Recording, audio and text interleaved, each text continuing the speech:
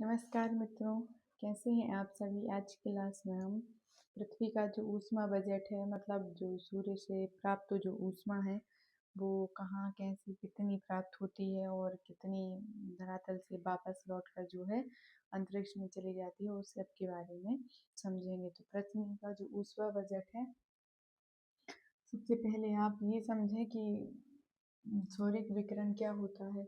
सूर्य से जो ऊष्मा निकलती है, जो हमारी पृथ्वी को प्राप्त होती है, तो वो क्या कहलाती है? सौरिक विकिरण। ये सौरिक ऊष्मा कहलाती है, सौर किरण कहलाती है। तो सबसे पहले जैसे यहाँ से आप समझें कि जैसे ये 100% है,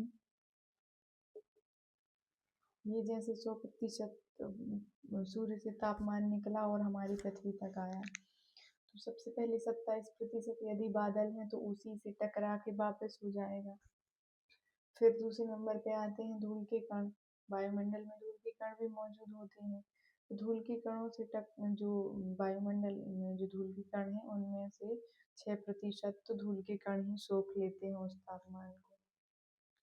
फिर जैसे धरातल पर आता है तो 2% धरातल पर भी सूख जाता है।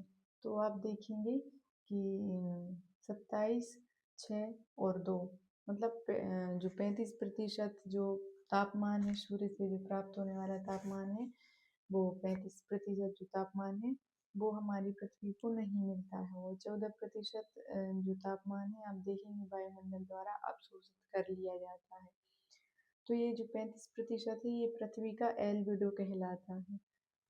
आपको किसी भी एग्ज़ाम में देखने को मिले या फिर कभी भी आपको ये पूछा जाए किसी के द्वारा कि पृथ्वी का जो एल्बिडो है वो कितना है, तो 35% जो है पृथ्वी का एल्बिडो है 100% में से। तो ये हमने बात की सौरिक विकिरण की कि ऐसा ऐसा तापमान आता है, ऐसी ऐसी ऊष्मा आती है, ये सब के बारे में हमने बात की। अब हम बात करते हैं इसके बाद पार्थिव विकिरण की, मतलब ये 14% और तो आप देखेंगे कि कुल मिला के 51% जो है तापमान या ऊष्मा हमारी पृथ्वी को प्राप्त होती है। फिर